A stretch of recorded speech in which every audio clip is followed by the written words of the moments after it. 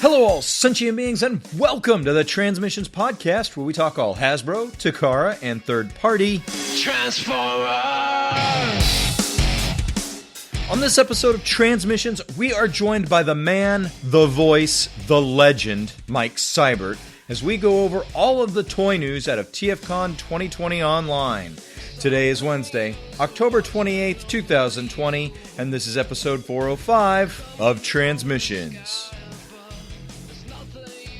Welcome to Transmissions, the podcast that will deny ever putting our hands down our pants. Unless you're from France and into that sort of thing. I'm your host Charles, aka Big C, and I'm joined by the excellent Transmissions team. Jeremy, aka Yakko. Hey, how's it going? Special guest and friend of the show, Mike Seibert. Hello! And Daryl, the Cybertronian Beast. Well, hello. That was a very rude thing to say, Charles, about France, but I guess let's talk Transformers. I just read what you write, Daryl. That's all I do. Pass the buck. So you do best. All right, as always, we start off the show by thanking our Donatreons, those lovely people who give us money on Patreon and PayPal. Thank you so much for continuing to support us, and you keep the show going, and you keep us afloat, and keep us coming back. Of course, we give you guys perks. You get to listen to the show live every week as we record it. You are automatically entered into all our contests, including the Toy Hacks gift code drawing that we're going to do tonight. And, we just love you guys. So thank you. You can also help with the show by buying some merchandise from our TeePublic store. That's at transmissionspodcast.com/shop. Lots of cool shirt designs and masks. And this week there is a site-wide Halloween sale where all the shirts are $13 and everything else is 35% off. And this is from October 28th to 31st. So as you are listening to this, when the show goes up, this sale will be going on. So it's perfect time to do some early Christmas shopping and help out Transmissions. So transmissionspodcast.com/shop. All right. And as I mentioned earlier, we've got a Toy Hacks gift code drawing. This is our October giveaway for toyhacks.com. We get some cool stickers and labels for your Transformers figures. And this month is special because we've got $20 to give away. So this is not the usual $10. We've got $20 to give away from Toy Hacks.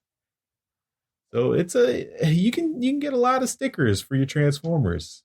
We had all our Donatrons entered and one entry from email from Steve Wu, who's sent in entries before. So. So good luck, Steve. You might win. The odds are not weighted in your favor, I'll say, but we'll see. Yeah, he sent a nice picture of various Optimus Primes that he would like to get stickers. Yes. So I see Power of the Primes Optimus that has the Orion packs in there. I see Earthrise Optimus and the Siege 35th anniversary animation Optimus and the third version Masterpiece Optimus. So lots of good figures there. Good luck, Steve. And good luck to everyone. So Jeremy is your assistant, ready to help us out and pick a winner. Computer, are you ready?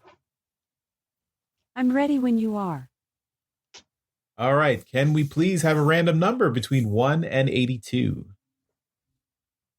Computer, give me a random number between 1 and 82. Your random number between 1 and 82 is 34. 34. That is Scott Romansky. Congratulations. Oh. Woo! I mean, job, not Scott. woo, but congratulations to Scott. Yeah. Shout out to that guy. Good job, Scott. And I think it's the first time Scott's won. Maybe not. Well, he's got double the prizes either way. Yes, and once again, thank you to our anonymous winner from a couple months ago who donated their prize back into the pool. Also, we've got Empire of Rust, our Transformers live play RPG podcast, the first and only Transformers RPG podcast that's run by our awesome editor and producer, Mike Ordway. And episode 35 came out this week. It went up on Monday, and that is a trio of triple changers. And this starts a brand new adventure for the Empire of Rust players. Chapter 4 of their exciting exploits. And it's an interesting change. It's a bit of a change in status quo. The characters are getting thrown into a new situation. They're in a little bit of danger. So I'm looking forward to see what everyone thinks about the new adventure that they're embarking on. So listen to Empire of Rust, transmissionspodcast.com/rust. All right. So we have a new voice, new guest this week, Mike Seibert. Mike, I don't think you've been on Transmissions before. I have not, and it's my understanding that there is a tradition and ritual for first timers, and it's so weird because I've known you guys for a few years now, and it's just now occurred to me that I've never been on the show before. Well, it was always the timing. We've asked you. That's true. That's right. Yeah, I don't remember being on your radio show. I mean, no, it goes both ways. Jeremy has. I've been on this podcast. See, talking about the space war. Yeah. Well, Mike, for those our listeners who are not familiar with you, why don't you give a little overview of the stuff you do and how people can find your stuff. Sure. Well, my name is Mike Seibert. I'm the host of the Mike Seibert Radio podcast, as well as the After Hours live stream, a new addition to the Mike Seibert Radio podcast catalog canon there.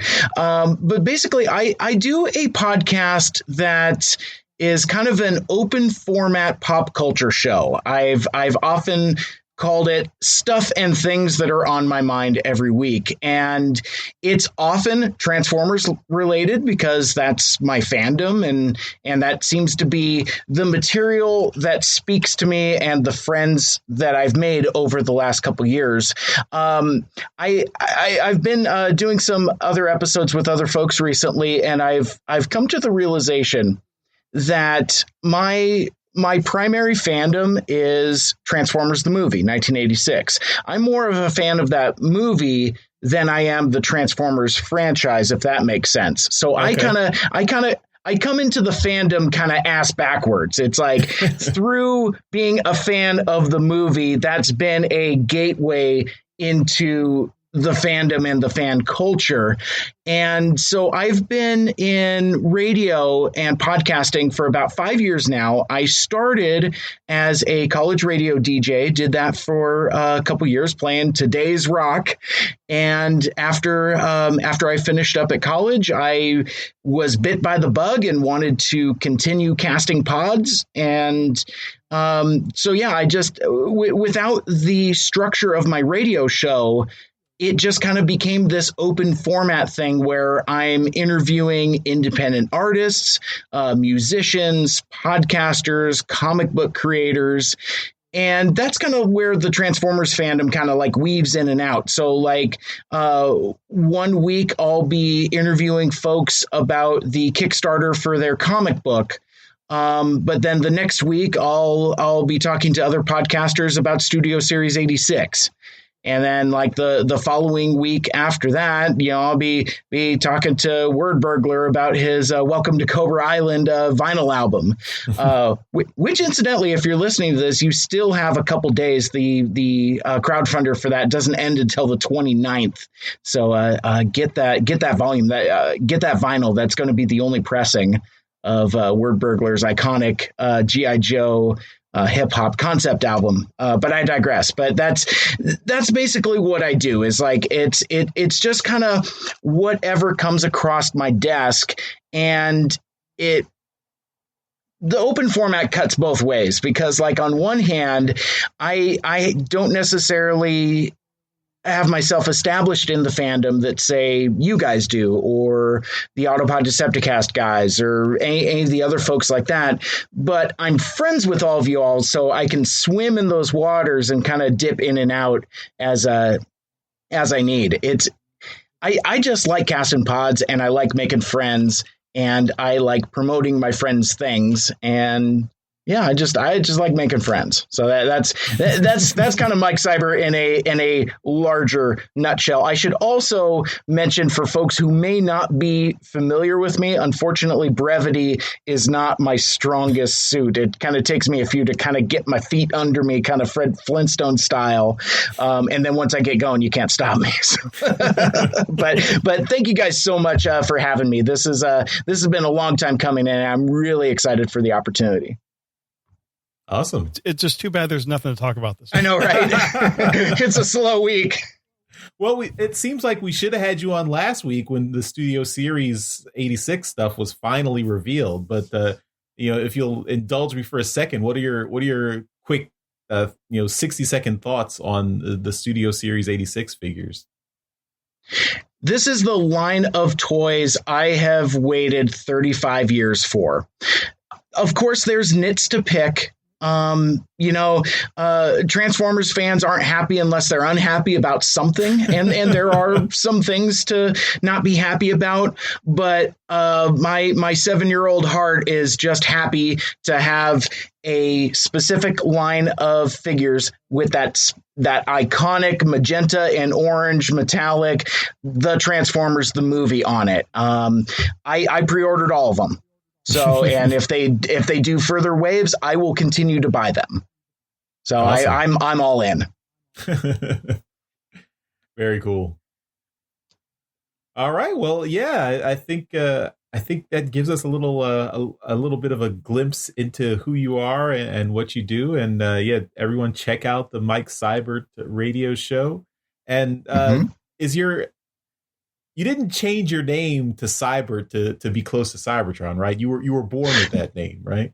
That's correct. I would say that website copied me. It's so weird because now that I've been part of the fandom for a while, I do have folks ask me, it's like, so are you part of Cybertron? And I'm like, I don't know what that is. Then I found out what it was. And I'm like, oh no. Oh no. It is just it's a weird coincidence, but I also think it's kind of like a weirdly, I don't know, it's kind of like a weird kismet type of thing, to where it's like that spelling is part of the Transformers lore. So I guess it does seem fitting that I end up being a Transformers fan.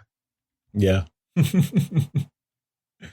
Of course, I had no idea when I was a kid. I was an adult. In fact, I'd probably say before 3-4 years ago, I had no idea what the reference was. But it does. I mean, even if it's not spelled the same, it does sound like, Cybertron. So yeah, you got that going, which is nice. All right. So before we talk toys. We'll get to the main event. The thing you already alluded to it, so I think you're waiting to take your test here. So yeah, we do have the rapid fire questions ready for you. So are you ready? I am ready. I am excited. All right, here we go. Autobot or Decepticon? Decepticons. And bad guys have more fun. Who is your favorite Decepticon? Soundwave. All right. Good choice. Transformers live action movie. So not the 86 movie. All the other movies. 1, 2, 3, 4, 5, or Bumblebee. I'll take one if I have to take one. I'll take Transformers 2007. All right. In Transformers comics, More Than Meets the Eye, Robots in Disguise, Till All Are One, or the new rebooted Transformers from 2019? More Than Meets the Eye. All right. It's probably my second favorite iteration of the fiction outside of the 86 movie. Cool. Third-party toys, yes or no? Can I answer maybe? I guess if it has to be binary, I'll say no. Which is perfect because of what we're talking about today. Yeah. But you picked the right show to come on. yes. Cats or dogs? Cats. Coffee or tea? Coffee. Chicken or steak? Steak. Pepsi or Coke? Coke. Burger King or McDonald's? Or any fast food joint. You can pick something else too. I'll take McDonald's. History or science? History. Xbox, PlayStation, or Nintendo Switch? I have a Wii U. I don't have any of those, so but I'm a Nintendo kid by birth, but I don't have a Switch. Okay. PC or Mac? PC. iPhone or Android? Android. And what phone app can you not live without? Twitter. I hate it and love it, but I use it so much. Marvel or DC? Marvel. And who is your favorite Marvel character? Spider-Man. All right. He's a popular one.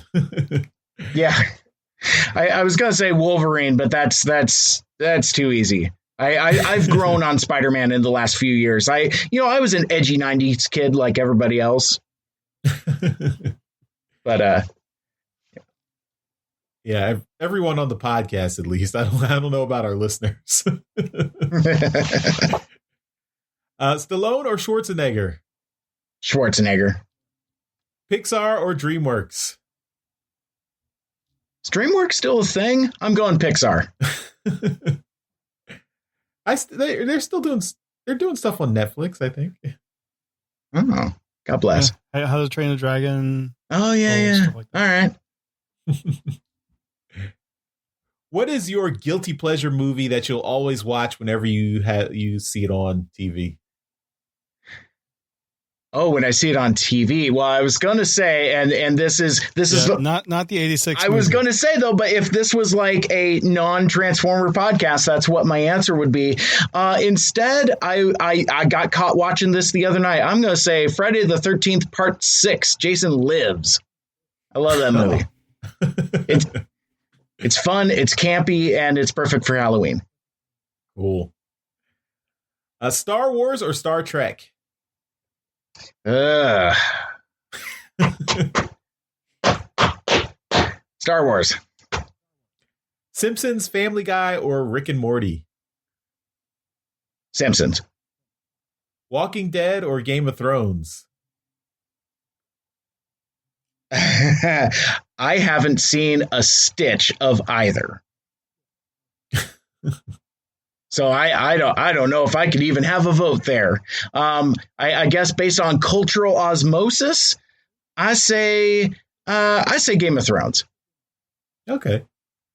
That at least knew when to end. Yeah, we should probably update this question since both shows are a little long in the teeth. Okay, sports, NFL, MLB, NHL, UFC, NBA, or Premier League, if you're into soccer. NFL. All right. Porsche, Ferrari, Lamborghini, or Volkswagen Beetle? Lambo. And last question, blonde, brunette, or redhead? Oh, man. Well, if I give any other answer, my very blonde wife will murder me where I stand. Blonde all day, every day. All right. You have survived the rapid fire gauntlet. Congratulations.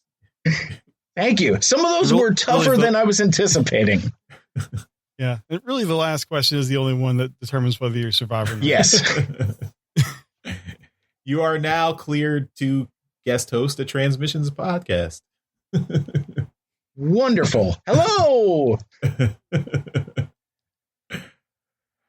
All right. Now let's get into some toy news, since that's what we're here for.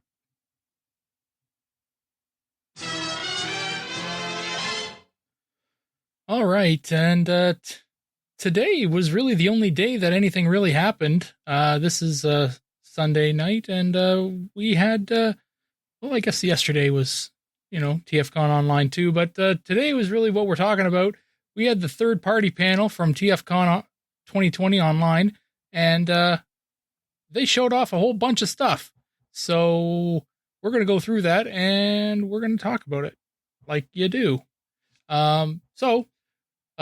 First off, I got to say, a lot smaller company count than in past years. So we'll talk about that at the end, I think, because there were some noticeable omissions from the list, and I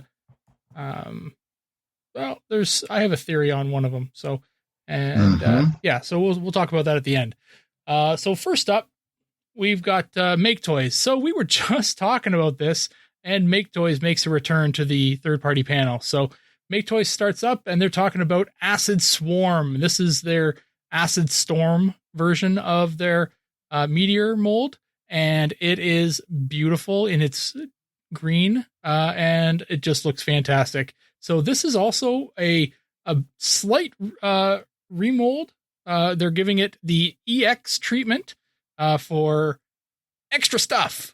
I don't know if that's what it means, but yeah, they're now selling it with a bunch of new goodies. So that's why I'm saying extra stuff. And yeah, so they're re-releasing the Starscream mold, just the regular meteor, and it is coming with 2 new heads, a whole whack of faces, and some blast effects, which I think is cool. That's just great. First of all, it's fantastic to see this meteor mold come out again. It is of hottest of hot sellers.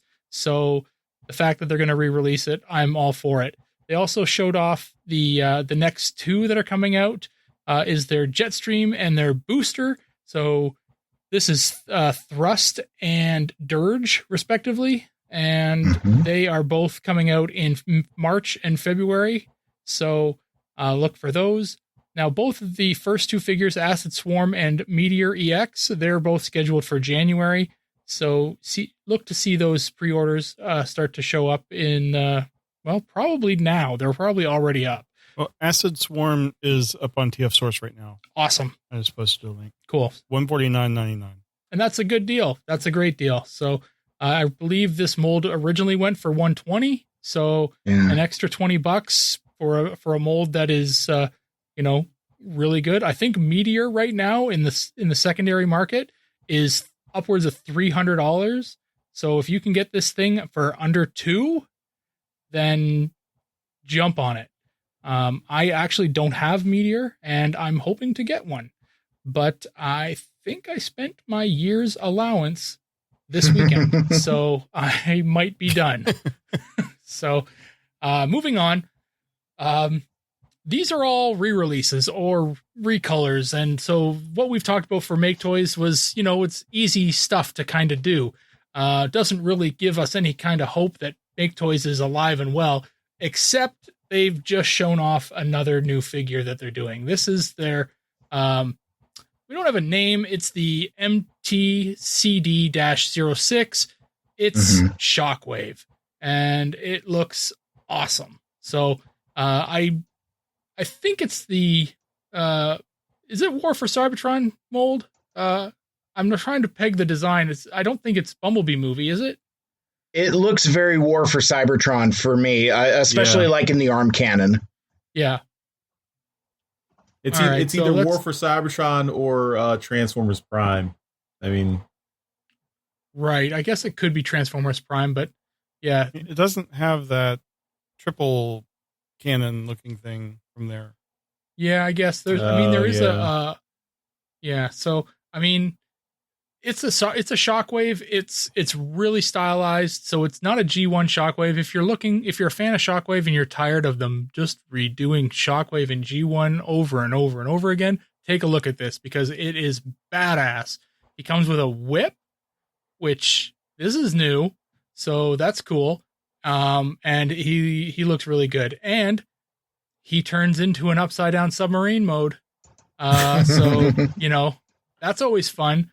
Yeah, he's got a gun mode. In the Discord chat, DJ Ronan is saying he's the cross dimensions line. So right. It's a slightly, I guess. That's what the CD is after MT. Yes, cross dimensions. Okay.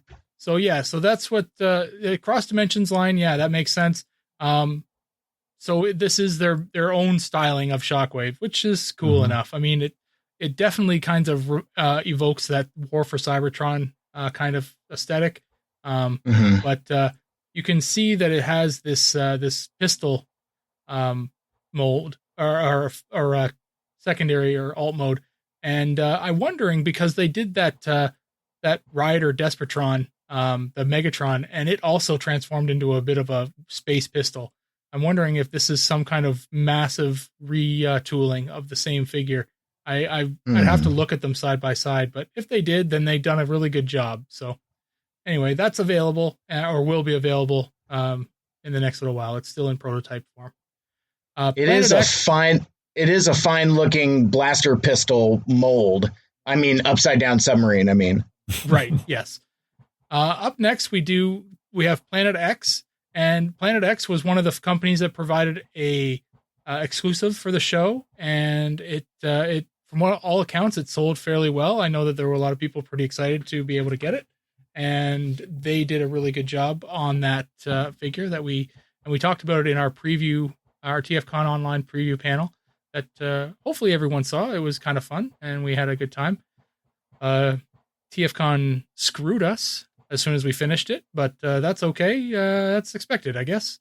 But yeah, so they did that. I might want to mention how, because I mean, you can't just leave it hanging there. Yeah, I was going to say, tell me more. The TFcon, they didn't purposely screw us. They dropped a fifth exclusive after we finished our panel. So. Oh yeah, I saw that. We would have talked about it and given it more, more discussion, but they, we on our side of it, we have no idea of what they're going to do or when they're going to release images and stuff like that. But yeah. So we just come on, do even TFcon, bro? Come on, man. Yeah. As far as Planet X, they've got some really cool pictures of their Shockwave figure. Again, Planet X does a marvelous job of their Fall of Cybertron or War for Cybertron designs, and this Shockwave is just awesome. They have blast effects as part of their design now, and I am, like I said with the Make Toy stuff, I'm all for third party doing blast effects too. It works. It's fantastic, and this Shockwave looks phenomenal. It's got a really cool rocket design. Like it's basically a rocket ship now. There really doesn't appear to be a way to get it into some kind of gun mode, but I'm sure somebody will hack it into that. It looks really awesome, and and that's the next figure coming up. That's their PX22 figure, and I'm not going to try and say the name because they are difficult. But they did show off design pictures for their upcoming figure, and this thing just looks beefy. And this is their PX-C04, and it's their Grimlock, and it looks awesome. He looks really great, and the dinosaur mode is just awesome. It even, like, the head even gives off a bit of like the movie Grimlock kind of aesthetic. So it's a real good mashup of Grimlocks over the years, and I think it's a wonderful design there. See, really I was going to say, I thought that this really strikes me as an IDW Grimlock.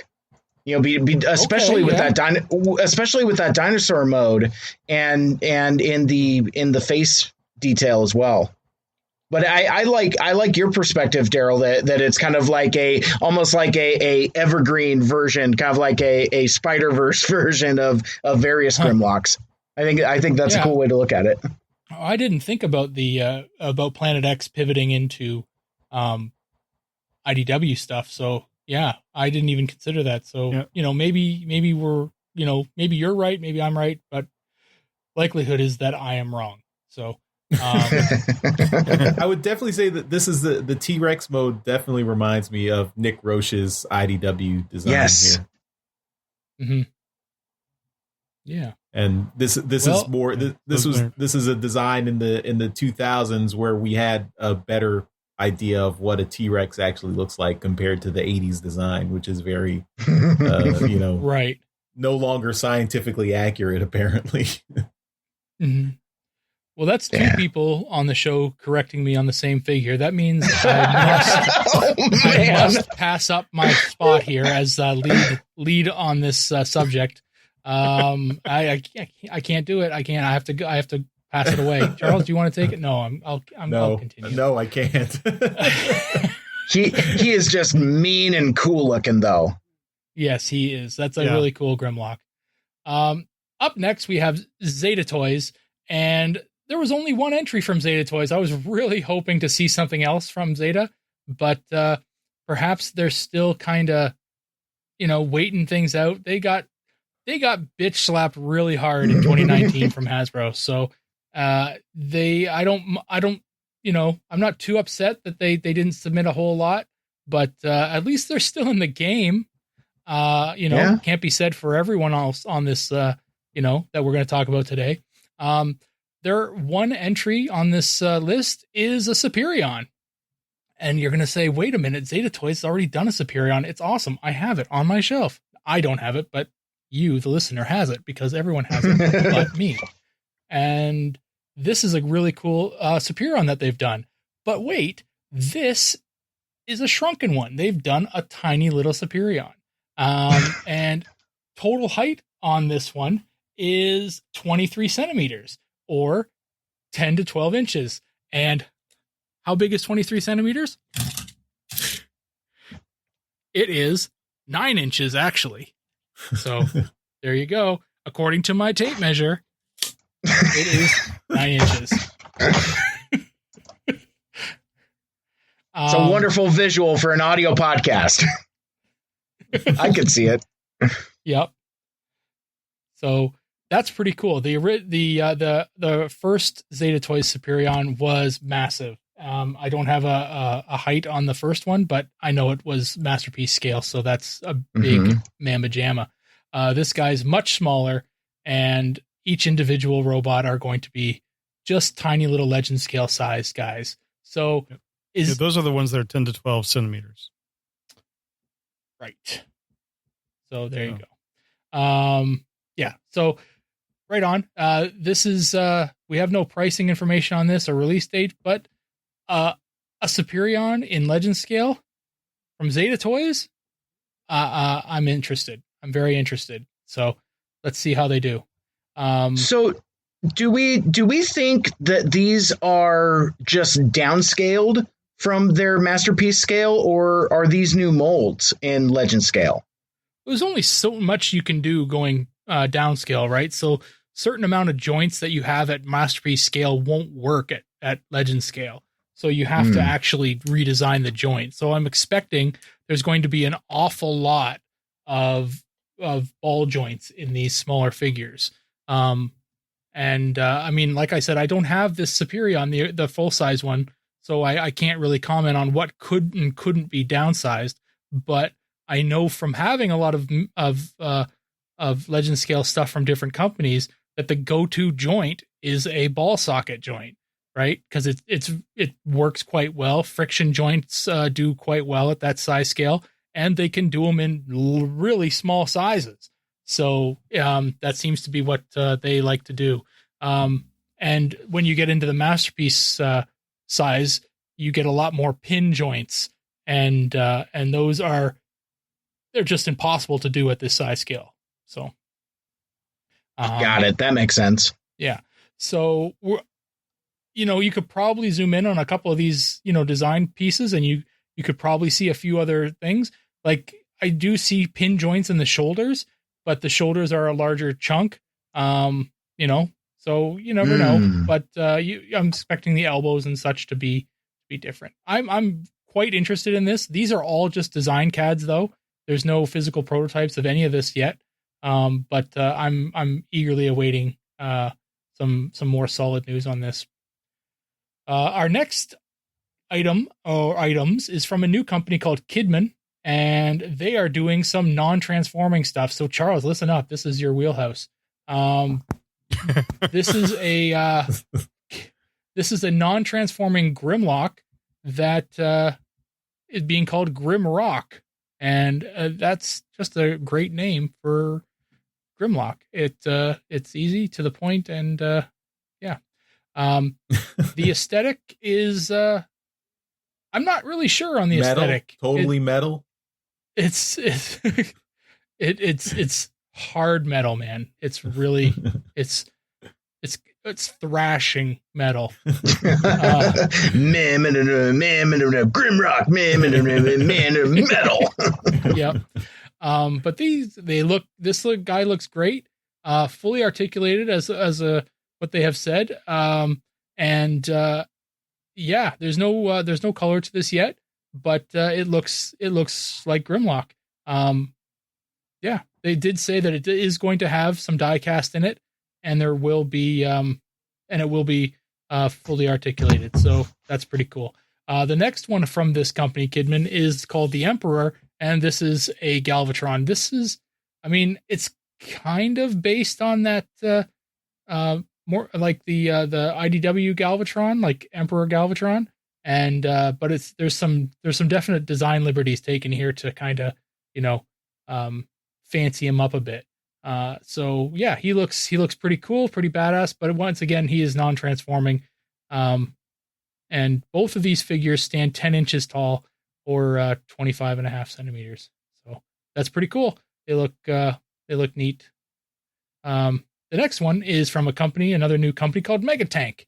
And according to the stream, the figure is going to also be called Megatank. So it's pretty easy to remember.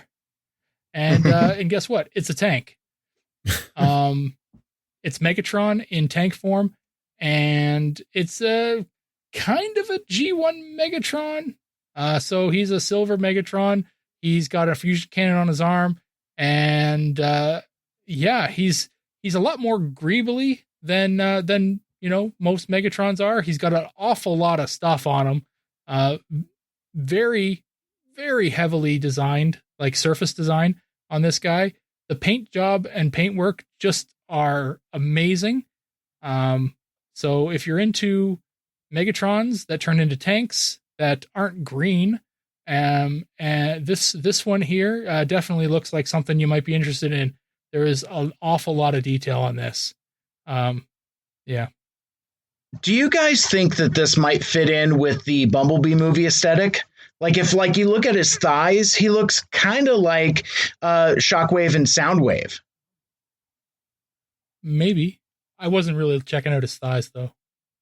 Hey, thick thighs save lives. It does seem like with just some of the level of detailing you see here, particularly with the paint, it could fit in with, I think, the Cybertronian side of the Bumblebee movie. Mm-hmm.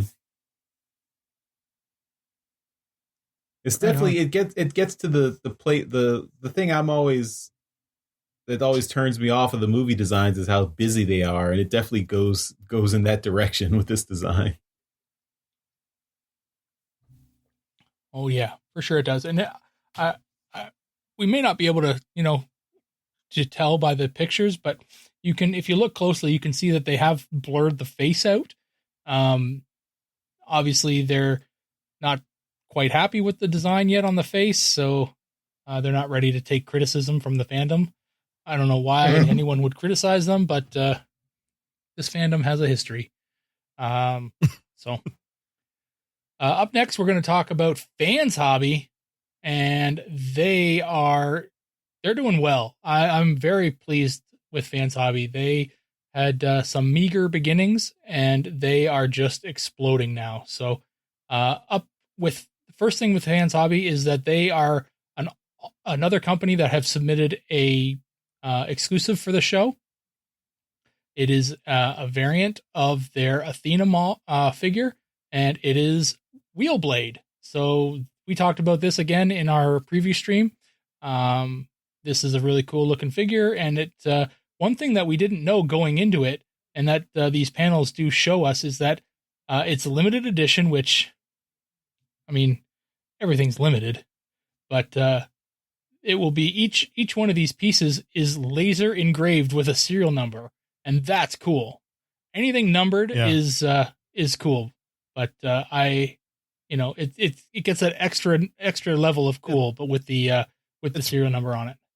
It's probably good this wasn't known ahead of time, or they probably would have sold out super fast, because numbered collectors are insane. Oh, yeah. Yes, they are. Yep. One thing I noticed in the stream is they apparently recorded the stream before the name was changed, because they reference at one point, what was it? Tire Knife is the character name, which was then apparently changed at some point to Wheelblade, which is a better name. Was it serious though? Because I know that the people doing the stream was Ryan Sheehy, I think his name is, and his wife. So they had some really great back and forth kind of jokey play going on with each thing, and some really it didn't fun seem kind like of a puns joke to going. me. So yeah. It seemed, I think it was his wife that mentioned it, and it was like she was describing something and said Tire Knife as if that was the name of the figure. So my thought is that was an initial name and it was changed at some point. And I mean, it's possible. That part of the edit didn't get fixed. It's possible. Yeah. But Wheelblade is a much better name. I wanted to give them a bit of a shout out because they did do a really great job doing the stream. And I believe it's the first time that Ryan's had his wife help him out with this. I don't know whether she would have helped out in the past in the behind the scenes, but this was definitely the first Orlando time. Too? She did. That's right. She did. I corrected immediately. So there you go. Yeah. Well, and they are adorable. They are adorable.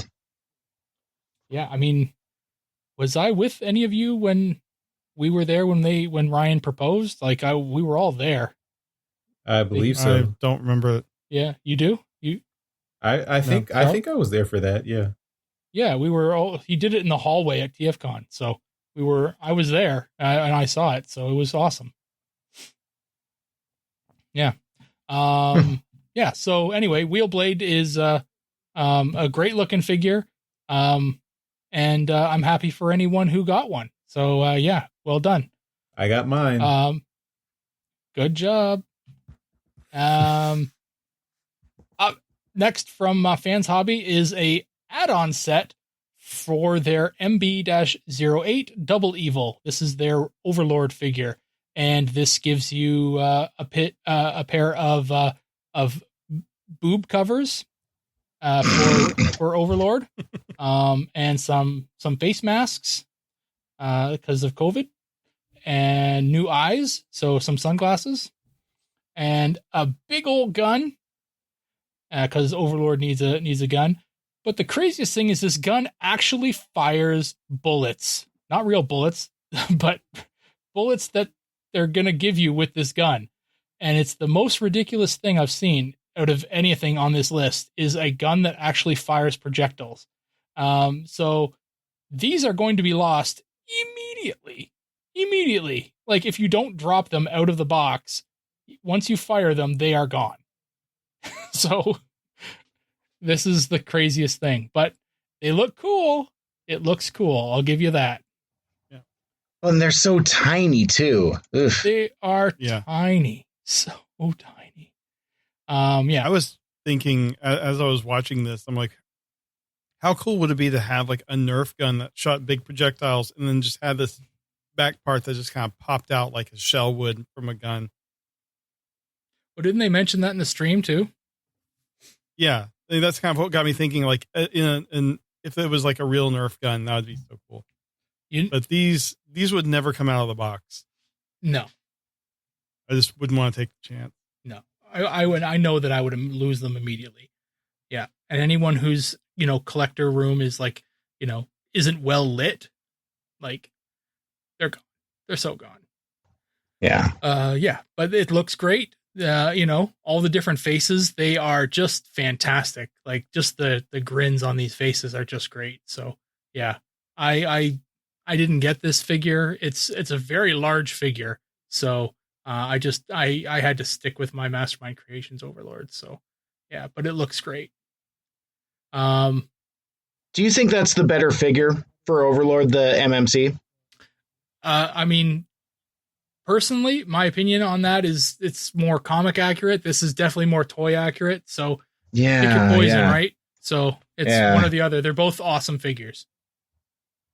That's true. I was just having a hard time with the faces. Those are a little goofy for my taste.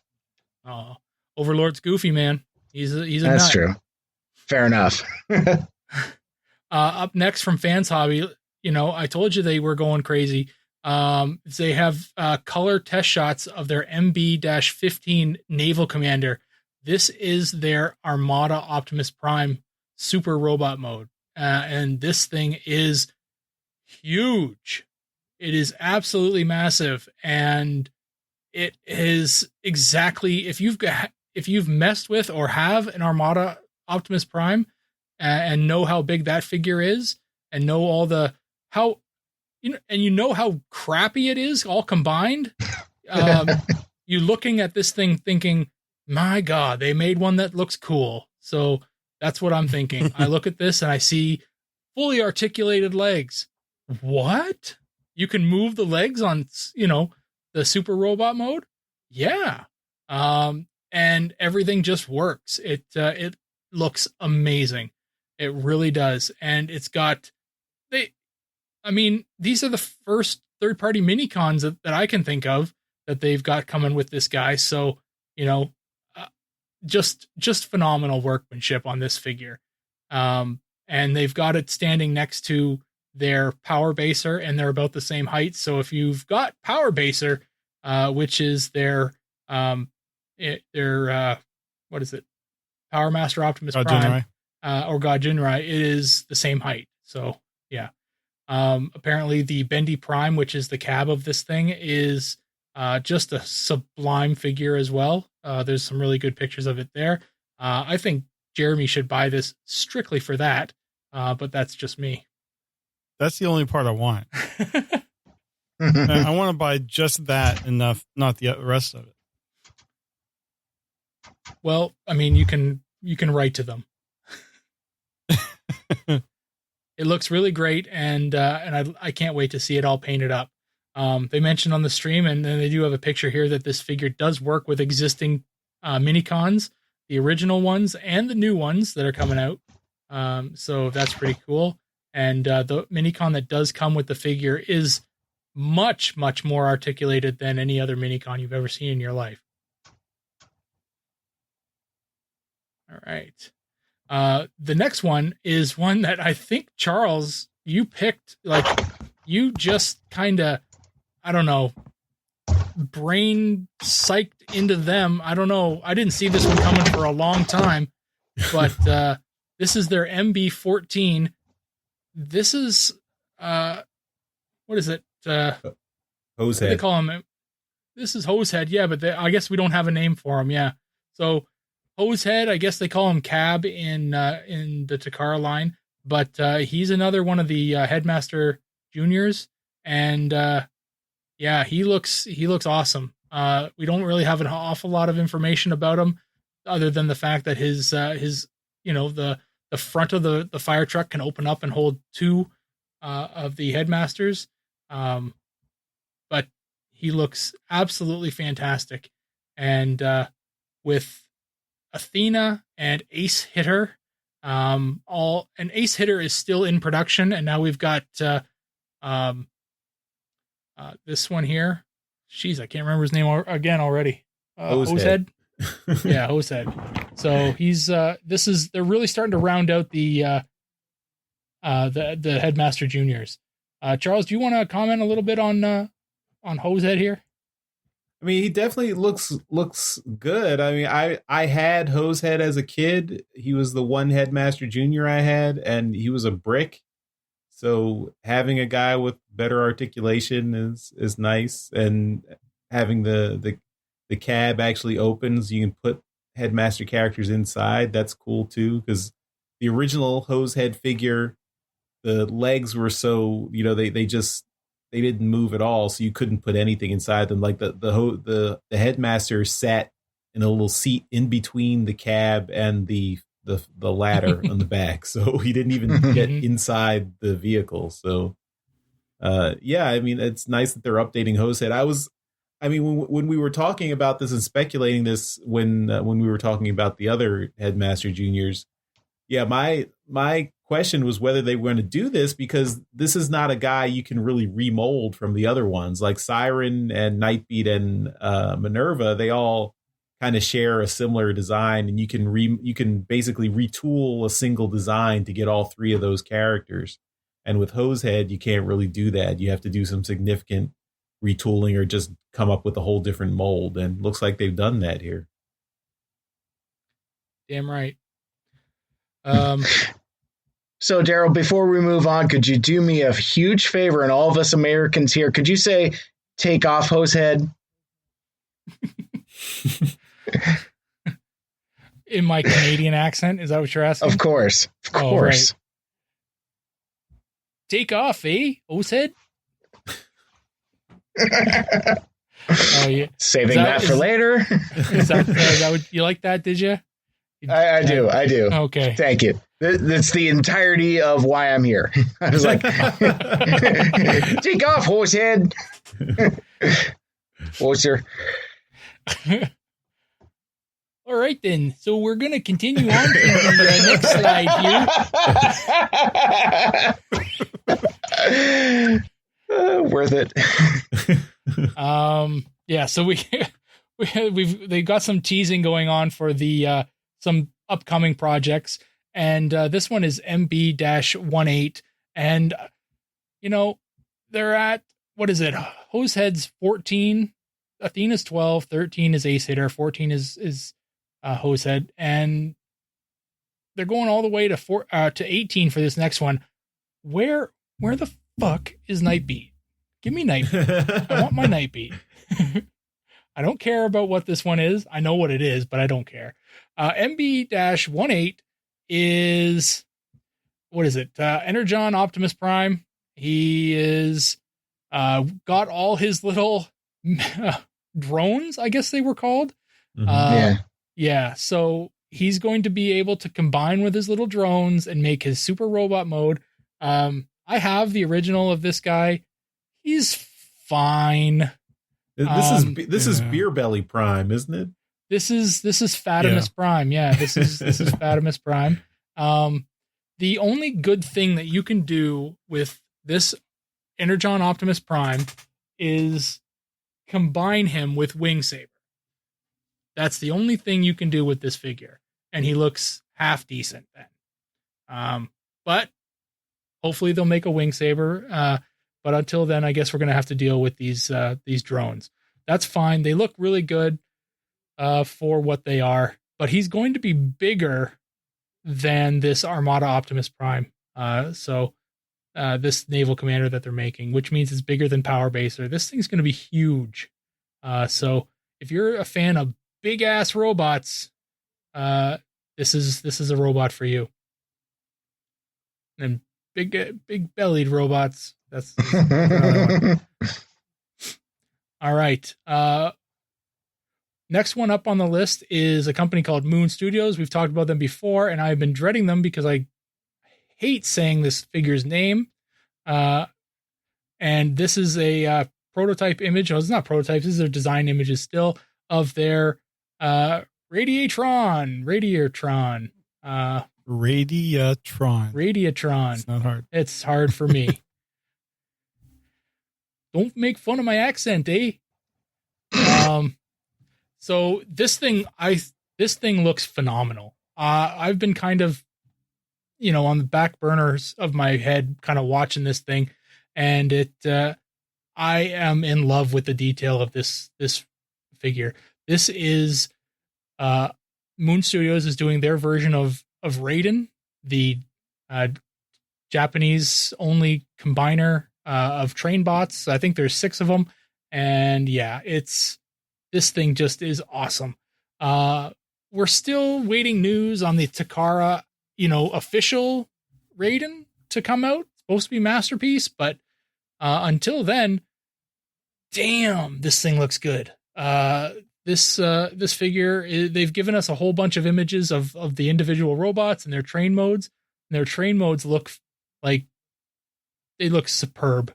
I'm not a train guy, but these things look absolutely stunning. And yeah, I'm really into it. No images no information on pricing, but I gotta say these things just works. This figure, it's very what's the word? It's very got very good symmetry on both sides, and I think that's what I like about it. Yeah. You get a lot of combiners that one side just looks all different from the other because of the different uses of different types of vehicles. Sure, these are different trains, but at the end of the day, they're still trains, and they really just have the same type of shape. So there's a lot of symmetry in this figure, and it really does. Once it's combined, it looks like it all just is the same figure, and that's I think what I like about it. So yeah, I'm going to be watching this thing very closely. Yeah, I know that these are just 3D renders, but it would be amazing if they released a variant that just was black and white like this. The look of it like this, it's so stark, and I just think it looks really cool. Mm-hmm. Especially with the panel lines too. Like if you do like, yeah, that's what I mean. Yeah, kind of like maybe like a outline. Bone color and just do a wash with the panel lines there. Yeah, I think you're onto something. It's almost like it's a pencil drawing. Yeah. You call it Ghost Raiden. Yeah. I like that one. Up next, we've got Kang Toys, and this is the one where we kind of screwed up what they were. It was confusing, I think, the last little bit, what they, the figures were, who they were associated with company-wise. But essentially, these are the only company right now doing Predacons. For a while there, everyone was doing Predacons, but that's it. This is the only one right now. And we've got the newest figure, and I forget what they're calling him, but this is their dive bomb figure. And these guys are doing a very stylistic take on the Predacons. They are not really looking like anything Mastermind Creations did, not looking like what Unique Toys did, not really looking like anything that, Hasbro Takara did. This is their own style. It looks very cool. This new dive bomb figure that they're promoting here in the prototype form is got articulation everywhere. Though each individual feather on the wings is articulated. It's got a really cool looking transformation, and the figure itself has a presence to it that just oozes respect with the team around it. They're still waiting to produce the what is it? I believe it's Tantrum and the middle one. Shit. Trying to remember all these names. Razor Claw. Yeah. Tantrum and Razor Claw are still the left to be produced. And so a lot of a focus is going on the dive bomb figure right now.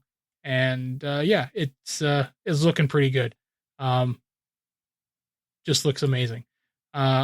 I'm not really interested in getting this set myself, but it's definitely one to watch, and I can't wait to see what the Predaking looks like when it's all assembled. Next up, we're talking about Lemon Tree, and Lemon Tree. I thought this company started out as a joke. I didn't think that they were going to be producing anything of worth, but this purple potato, they're calling it, this thing just looks gorgeous. Absolutely gorgeous. It's a Shockwave figure, and we've talked about it before, but this is a Shockwave figure that turns into the Decepticon spaceship, the Nemesis, I think it is. The Revenge. The Nemesis is a different one. The Revenge. Okay. And this is gorgeous. The only company to ever produce this ship, other than Hasbro now. I think they're producing it in really, really small scale for Unicron. But this thing looks phenomenal and transforms into Shockwave. It's the craziest thing, and it's going to be really popular because nobody's ever been able to buy this spaceship before. So yeah. They're also working on a line of figures that are based on the Bumblebee movie. I heard a rumor that Hasbro might be doing a version of the Revenge with flame toys. I don't have the receipts to back that up, but I was chatting with some other folks earlier, and apparently that's a rumor being bandied about that would be part of that model kit line. Which I think that would be a good way for a non-transforming spaceship. And I, since I derailed us and brought us back to this, I was today years old when I realized that there's a windshield canopy on top of the Revenge, because like I was looking at the prototype here, and it looks kind of weirdly bulbous in the back.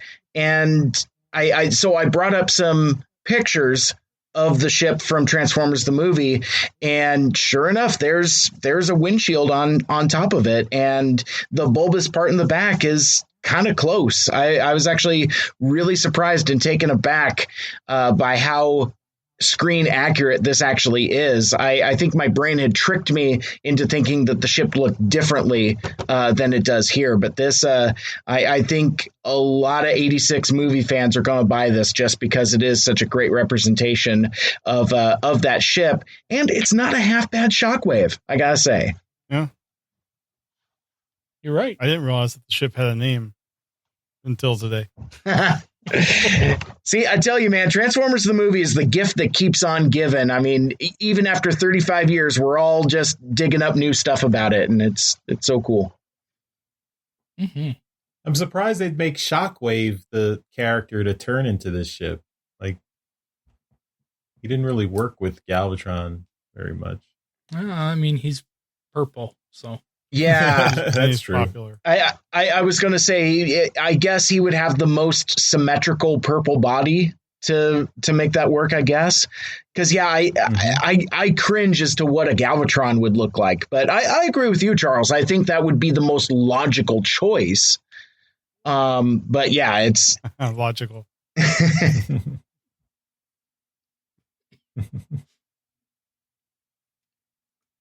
All right. Well, let's keep going with them then. And we're going to get into the newer stuff that they're putting out.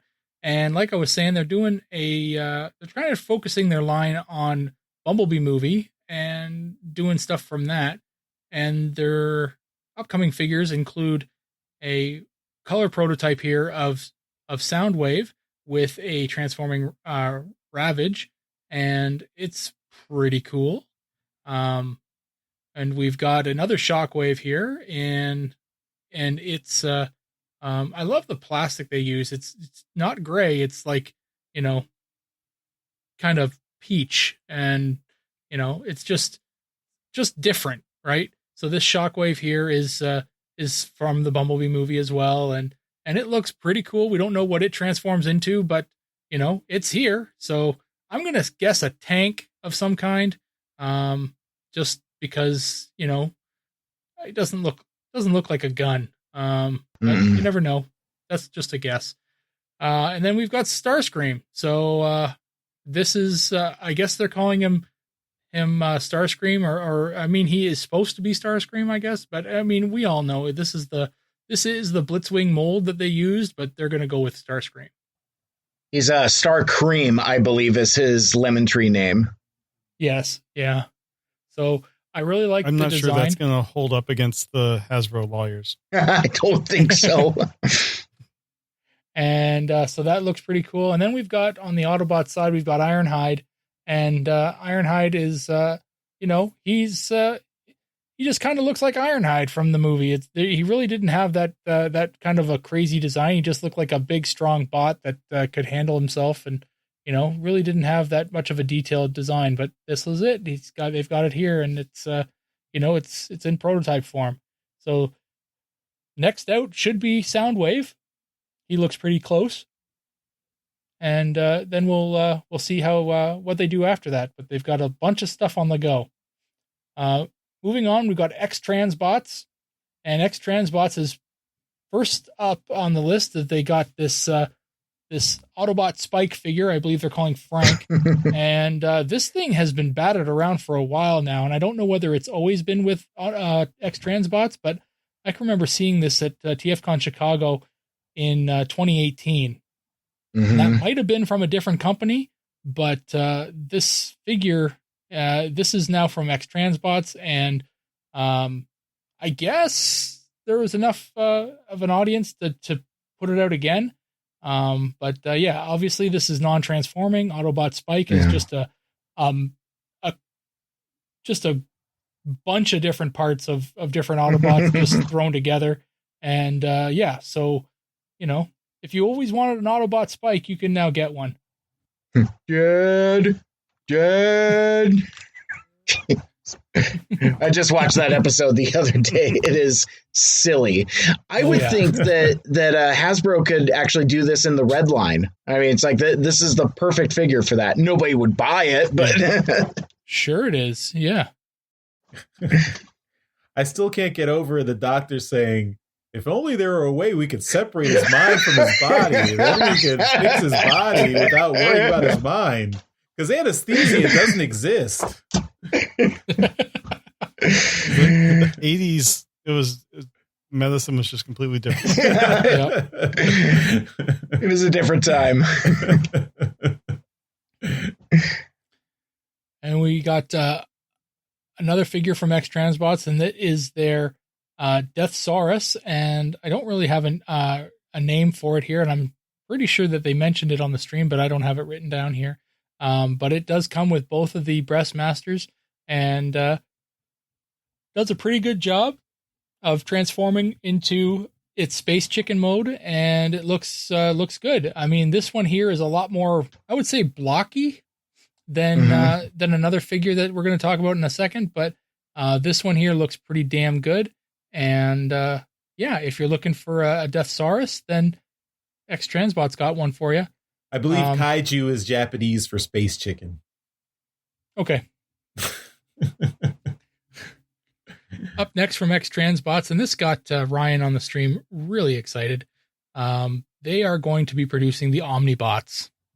And this is crazy, because I never in a million years would have thought the Omnibots would get a figure from a third-party company, but here we are. So we've got, what is this? I am bad with the Omnibots. I have them, but I don't know their real names. So the first one of them is Camshaft. I think that's who this is. Okay. Yeah, I think that's who this one is. Camshaft. So the red one is the one I had as a kid. That is Overdrive or Override. I can't remember. Overdrive. That's Overdrive. Okay. Yeah. So they all look really great. The white one, I believe, was Downshift. Downshift. Yes. Yeah. There you go. So that one is not produced yet. So they don't have that one, but the first two they do have, Camshaft and Overdrive.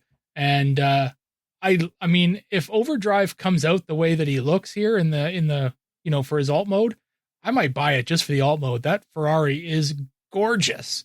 And yeah, it has all the flip up headlights and the opening doors, and then will actually transform into Overdrive. So that's a cool looking figure for an Omnibot, and yeah, he's cool. Camshaft, on the other hand, I mean, he does what he is supposed to do. His robot mode is not really attractive, but whatever. He's an Omnibot. Yeah, he does what he did. So yeah. But the real win for and then we've got go ahead.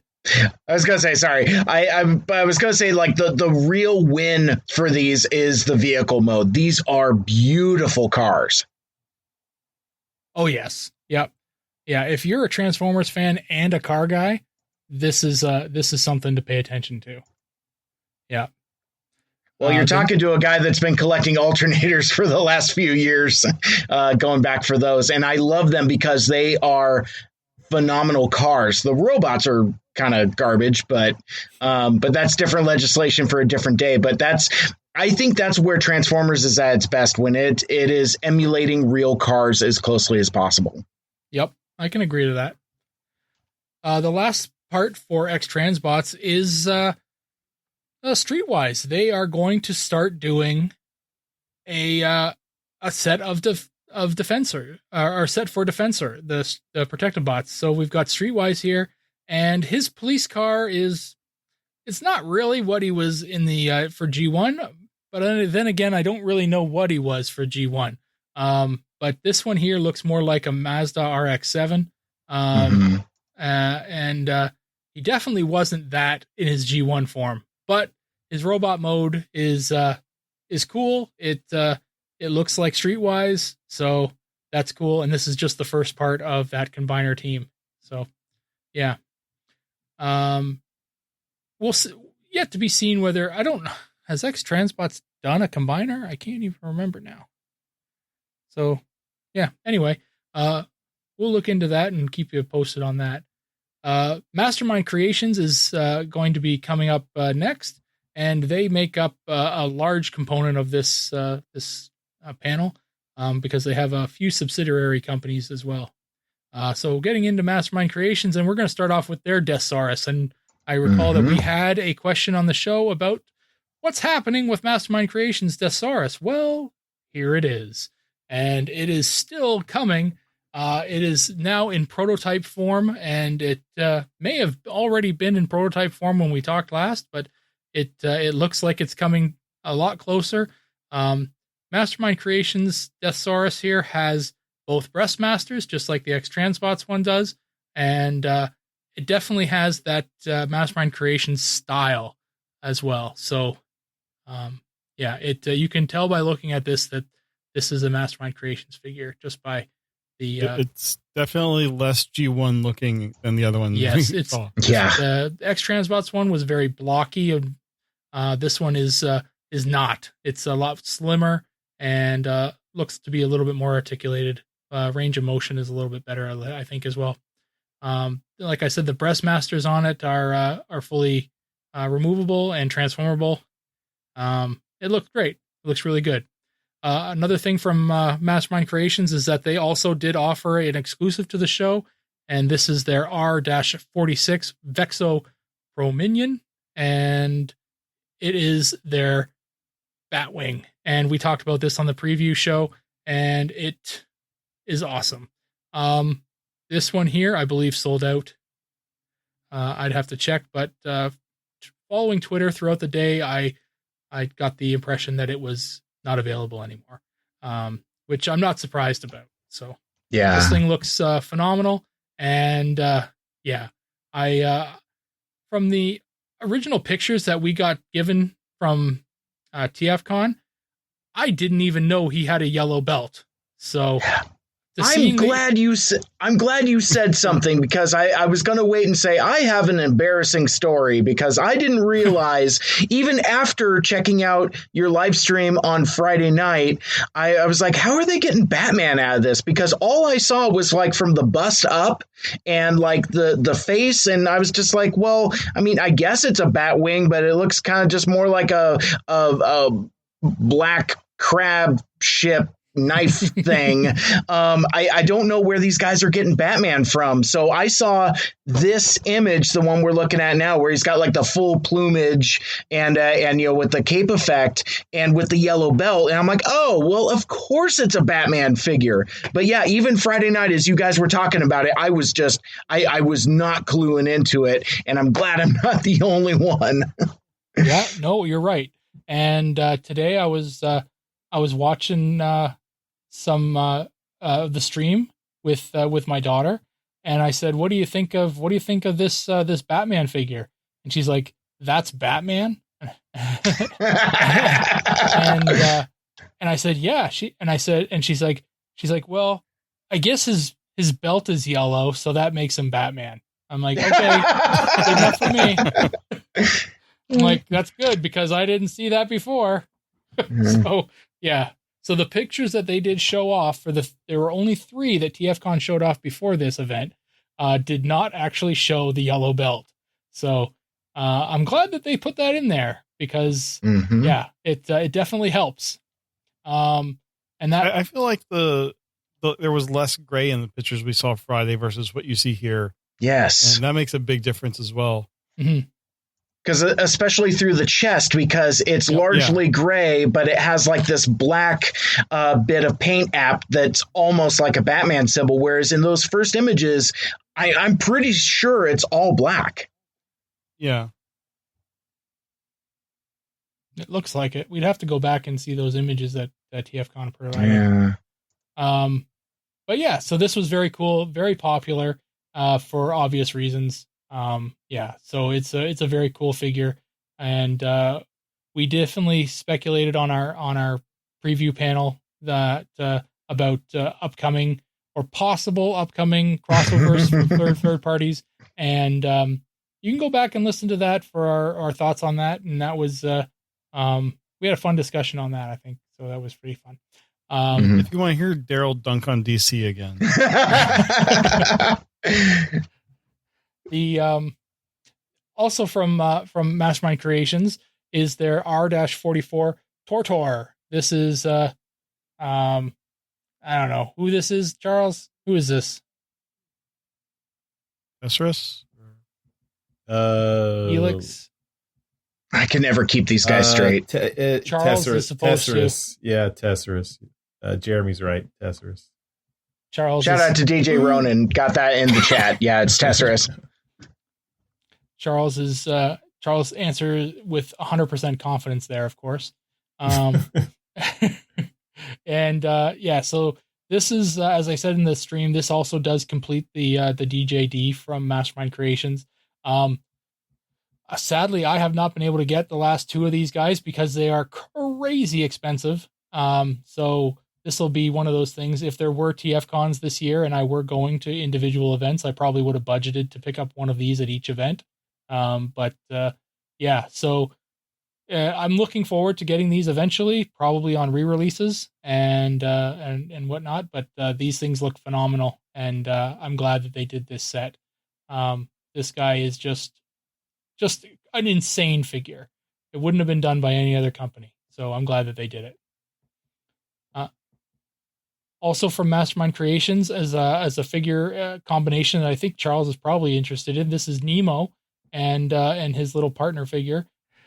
This is Chrome Dome and Rewind. This is straight out of the More Than Meets the Eye comics, and this figure we've known about for at least a couple of years now, and this thing looks fan-freaking-tastic. It's I can't see anyone who's not a fan of the More Than Meets the Eye comics getting this, because this is a very niche figure. So this is niche of niche, right? So this is something that this is made for Charles and only Charles. But I'm going to pause for a second. And More Than Meets the Eye had a few more fans beside me. Yeah, but nobody got a doctorate in it. Charles and James Robert. So, if you didn't read the More Than Meets the Eye comic, Chrome Dome was he was shown to be a Nemo-surgeon, which means he could fiddle with people's memories, and he had little needles on his fingers that he would use to stick into your the back of your neck and then access your brain module. And he has those little needles here, so that's a cool little accessory there. And of course, his life partner, Conjuncts Endura, was Rewind, and they shared a love throughout the ages and millennia and millions of years. And they are together here in the set. Or I don't know if you buy them together or if you have to buy Rewind separately. But the little Rewind figure is cool. He turns into a little rectangular. I mean, in the comic, he was a memory stick. I don't know if this is quite a memory stick. It looks more like a compromise between a tape cassette and a memory stick, maybe. Because since, of course, Rewind was originally one of Blaster's cassettes in the G1. But yeah, these figures are very cool, very stylized, very much evoking the designs that Alex Milne gave them in More Than Meets the Eye. Or I guess Nick Roche originally, and then Alex Milne changed them or stylized them when he was the regular artist in the comic. So yeah. Very cool. I had to go back and do some research to verify that Chrome Dome actually has a vehicle mode, because there's so little transforming in them comic books. Yeah. But sure enough, found a panel and the vehicle mode looks pretty darn close, actually, to my surprise. Yeah, definitely. It's based off the Tumbler from the Nolan Batman movies, I believe. Was that? He appeared Was that on Chrome Dome, or he appeared on his in his alt mode on a cover, I think. That sounds about right. Yeah, and his name in the comic was Tumbler. That was Chrome Dome's original name was Tumbler, and was it? His nickname is actually Chrome Dome because he became a soldier. See, only someone like Charles with a doctorate in the comic would know that. Doctorate in Tumblr? I got locked out of my Tumblr account. That's Doctor of Tumblr or something completely different. So up next from Mastermind Creations is their R-47. This is Exodus, and this is their Getaway figure. This is a remold, repaint. It's a retool of their Hot Rod figure, their Rodimus figure, and it owns it, man. It does take that same mold and really does a good job on it. And I think it's kind of ironic that the two kind of warring captains are actually, they're going to use the same toy for both of them. I think that's kind of funny. So, but yeah, this figure looks phenomenal. And yeah, if you're interested in getting a getaway, this one here looks really, really good. So the colors on it are fantastic. Yeah. It's got a lot of pop to it. Yes. Next from Mastermind Creations is this R-48 Optus Pexus, and this is the super articulated. I don't know how much farther we can go with the articulation on these things, but they are going just absolutely nuts on articulation with this guy. And they did mention in the stream that they changed the head because of some fan feedback. So it does. I mean, they showed them, side by side, and I actually do agree that the new head does look a little bit better. But I mean, I really wouldn't have argued with the old head either. It's not that big of a deal to me, but I like this guy. I think he looks really good. The articulation on him is absolutely out of this world. He is doing stuff that I would never have expected an action figure to do, like hyper extending the fingers, doing a deep knee bend and being able to crouch down and put the figure's entire palm on the ground. Like that kind of stuff is just unheard of with action figures. Pardon me. They've got, the figure doing an entire waist bend so that he can touch his toes. He's able to reach into his own chest and pull out the matrix so that he can, have the power. This thing here is a new standard in action figure or transforming figure articulation. And I'm really excited. And I think I mentioned this when we first talked about it, but I'm really excited to see what Mastermind Creations does with this. And by the competition does in response to this, right? Because if Mastermind Creations continuously puts out figures like this with the articulation just turned up to 11, other companies are going to have to do the same, Hasbro included. Yeah. Well, and I just love that he's those pictures they have of the knee joint. It's really cool what they're doing there. Yeah, isn't that sick? Yeah, no, those knees are phenomenal. But I was going to say, I mean, on top of everything we're already talking about, it looks like Andrew Griffith illustration brought to life. He's like right from the page. Yeah. Just in the way that we expect from Mastermind Creations. I mean, they own the IDW aesthetic. Yes. Yeah. Which is why I'm confused whether Planet X is actually going to start jumping into that pool, right? It's hard to jump in a pool that's got such a large shark in it, right? Yeah. But yeah, the amount of articulation on this guy is it's intimidating to say the least. But Mhm. I'm interested to see how, where this guy lands and what what comes next, really, because if Mastermind Creations is going to set a bar this high, um, they can't go under it after that, right? Yeah. Yeah. Can't So unring the bell. speaking of ringing bells, the next figure that we're going to talk about is their R-49. It's rung. Charles, Ooh.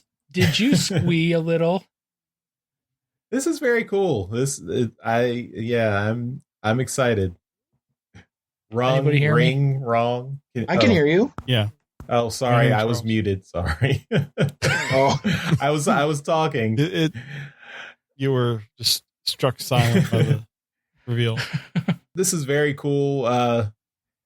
The accessories are a little bit overload. I mean, what is it, like 9 heads and all those hands? So many hands. I mean, I would just be happy with the figure, and the scooter is even it's even a bit much, but it's cool. Yeah. If we were in a panel room seeing this live, I get the feeling that this is one of the announcements that would have brought the house down. What do you guys think? Yeah. Oh, yeah. Yeah. Oh, for probably. sure. Yep. I mean, yeah. I could have done with 1 or 2 fewer heads and maybe include like a couple little model ships. Oh yeah. I think he does have one, or is that not a picture of him? Yeah, he's got holding one. Yeah. Is that molded into a hand? No, Can't there's quite definitely tell. nothing into one of those hands there. But I have a feeling that this figure is not very big. So Mastermind Creations, their reformatted line, which this is a part of, is scaled in chug scale, right? That's what it's always been. It's not masterpiece scale. It's the Generations Deluxe scaling, which is changing so much recently. So this thing here is, honestly, it's probably better off to kind of compare it to their own scaling now. So if you've got, I don't know, the DJD, for example, that those guys are pretty decent sized, but Rung was quite small by comparison to Tarn, right? So if they want to charge, if they have a certain price point that they want to meet, they got to do the accessory deal and throw in a whole bunch of random crap that can bring the price of that figure back up to a normal price, right? Charles, did Rung ever use a scooter in the comic? Yes, he did. Okay, well then that's one. that was one of his when they did the time travel issues where they went back into the past. The Rung in the past had a scooter that he rode around on because his alt mode doesn't turn into a vehicle, so he needed another way to transport himself. Gotcha. So yeah, it's one of those things that I think they're just going to have to fill the box with other random crazy crap to kind of bring that price point up. I'm not a huge fan of the extra heads either, but I guess it also comes to the fact that this figure is likely too small to replacing faces. So instead of that, you got to replace the entire head. We don't have any kind of scale on this thing. We just have, we can probably,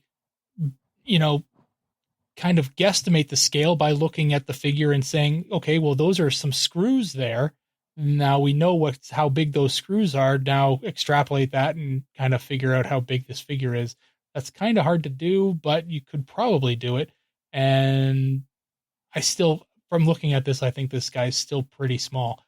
I'd say he's smaller than Deluxe, but that's just a guess.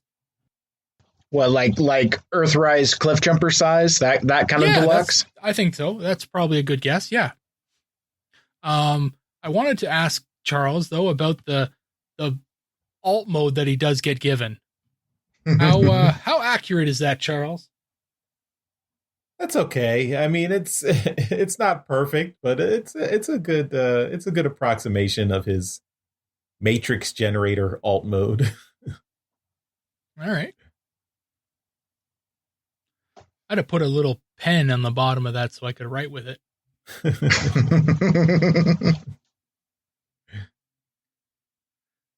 Right on. So that's very exciting. I know that everyone's going to be very excited to, pre-order one of these guys.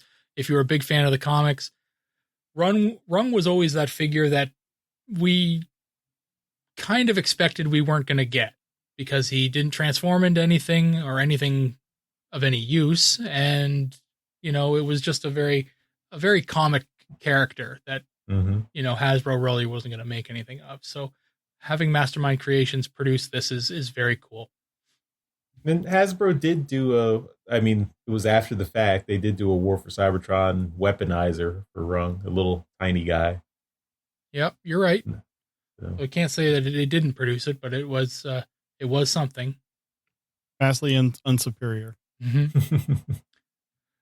Next up, we're going to go to one of the first subsidiary of Mastermind Creations. This is Ocular Max, and they are another one of the companies that produced an exclusive this year for TFcon, and it is the RMX-01CO Jaguar Convert.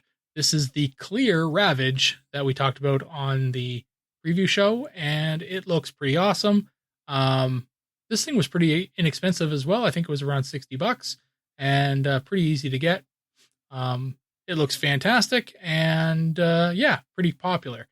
This was the only thing that Ocular Max was producing this year, I think. This was, so we've got, what is this? Ultimates. The next thing is called From Ultimates, which is a subsidiary of Ocular Max. So this one here, we saw an image of this in one of the panels a little bit further up, and this was with their it's another Optimus Prime, I can't remember. Anyway, this is their they're calling it the U-01 Stellaris Prominion. This is the Micromaster Prime, and like the what was he? The one that was the Micromaster carrier in Galaxy Prime. Maybe it was Japanese. Star Convoy. This is Star Convoy. Yeah, Star Convoy. Yeah.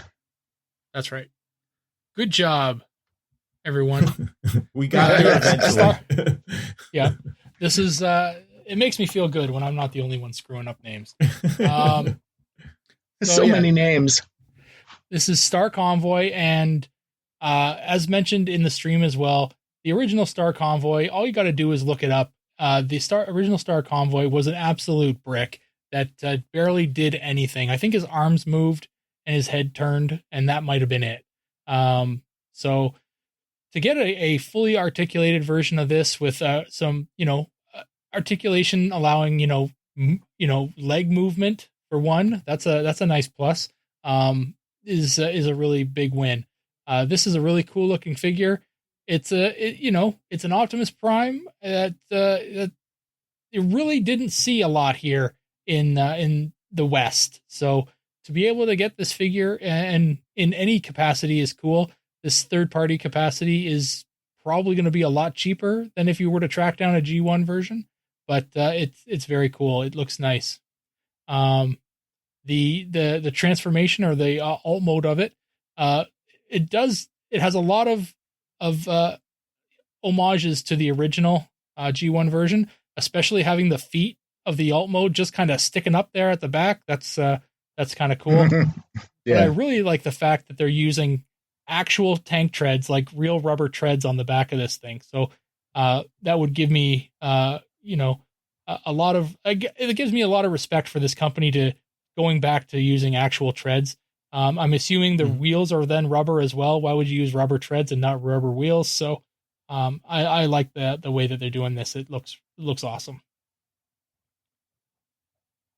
We're going to go into the Perfection series now, and this is also another subsidiary of Ocular Max, and they are going to be they just finished, within the last month or so, they just finished their Bruticus, which was something that they have been showing off at TFcons for like 3 or 4 years, because they've been having trouble with the the robots getting, transformations right, combinations right. This is the Perfection series for combiners, is a series of figures that combine, but they don't have any kind of like the hands and the feet and anything else needed to actually form the super robot is all built into the individual robots. So Yeah. it's an engineering marvel that they are able to pull this off. So right here, we're looking at PS-21 Medicus. It's First Aid, and he looks like First Aid. He can transform into an ambulance just like First Aid, but then he also becomes an arm. So that's pretty cool. So not only was he become a robot, a ambulance, and an arm, but the hand of that arm is also in that ambulance there somewhere. So that's really cool. Plus the joint for the the elbow and such, that's all in there, and I think that's amazing. Next up, we've got PS22 Ventus, and this is Blades. So Blades is also an arm, and he has the hand built in there as well. Excuse me. I've been talking too much. My throat's getting dry. I think through the windshield of the helicopter there, you can actually see parts of the hand. So that kind of gives it away a bit. Up next, we've got PS23 Ignis, and this is Hotshot. And he looks great. I believe the only pieces that he has pop out of his body are the chest plate and the head. So that's pretty cool. Next up is PS24 Navigate. I don't think it's Navigate, but it's Navigant. Yeah. This is Streetwise, and he's not quite ready. They weren't real happy with what they've got so far, so they've got him blurred out.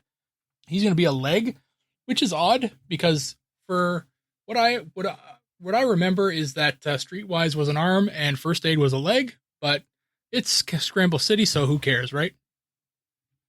And lastly, it's Insertus, and that's Settle Down, and that's Groove. And he is also going to be a leg. So this looks really cool. And together they have a nice big picture. Together they form Defensor or Maximus Pro. And then they combine and they have a little video as they always do with these guys. And it looks really awesome. And I expect this thing to be done sometime in 2024.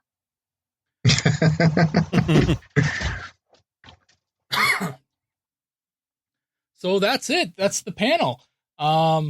Let's talk a little bit about figures that stuck out to us. I know, Jeremy, you really didn't make a lot of comments during, but tell me what stuck out to you. For everything I said, I do really like that Armada Prime. I do still really only want the interior robot. That's the only one that, Bendy Prime or nothing. So it's likely going to be nothing. The Batman one really looks a lot better. Seeing the images from here versus what we saw Friday. And then there was one more. Oh, what was it? The Kang Toys. What was that character? The bird character. Dive Bomb. That looks fantastic. I love how the wings are so, like, you can do so much with them. Make them a shield or in the front or just spread out in the, pretty big wingspan. I really like that. See, maybe I'm just in a weird minority here because I was almost kind of off-put by how overly designed the wings were. It almost kind of reminded me more of like a Gundam wing type thing. But that's just one guy talking. Well, I mean, it was like, I think they mentioned it in the stream too, like Falcon in the MCU movies, how he uses his wings for defense and offense and stuff. And that's kind of what the vibe I got from this. Totally. That actually kind of turns me around a little bit on it. It's a cool gimmick. I think it's just over designed for a dive bomb. But yeah, I mean, it's third party toys. They're over. Yeah, there is that. Yeah. But anyway, those were the ones that really kind of stood out to me. And the rung looked great, but yeah, I think that was it. Okay. Charles, did anything stand out to you?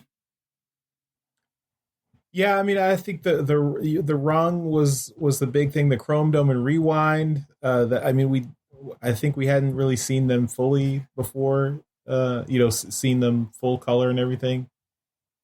I really like that Shockwave. The Super Potato Shockwave. Purple Potato. Purple Potato. Yeah. The Omnibots were a nice surprise. The train bots too. Getting to see those. I'm kind of surprised. Like, there are a lot of things here that seem to be almost directly competing with what Hasbro is putting out in the next year or so. So I'm curious to see how that's going to play out. Like we've got the train bots, we've got the new Seeker designs, or I guess re-releasing the older Seeker designs. Yeah. It's going to be interesting. For sure.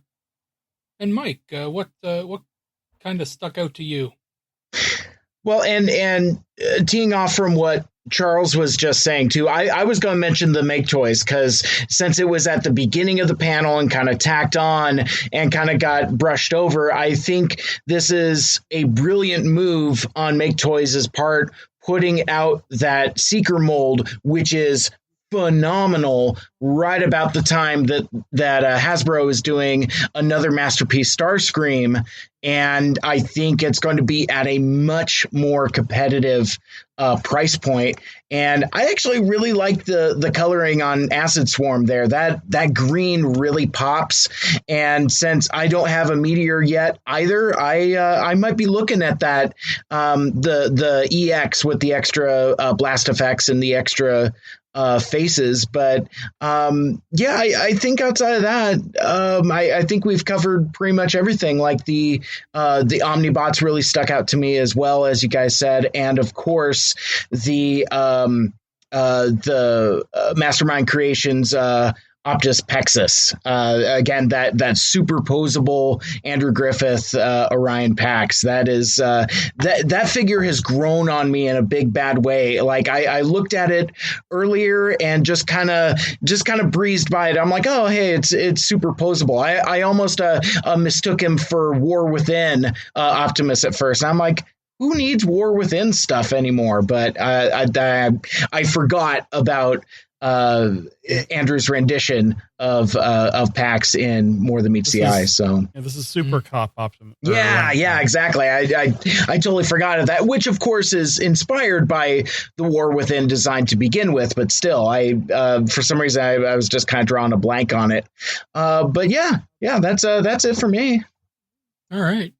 Well, like I teased at the beginning, we do have some notable omissions from this list, and starting off the list, I've only got 4 here. I mean, there's probably a bunch that we are used to, but right off the top, we've got Iron Factory. Nothing from them. Mm-hmm. Nothing from New Age, and they are huge right now.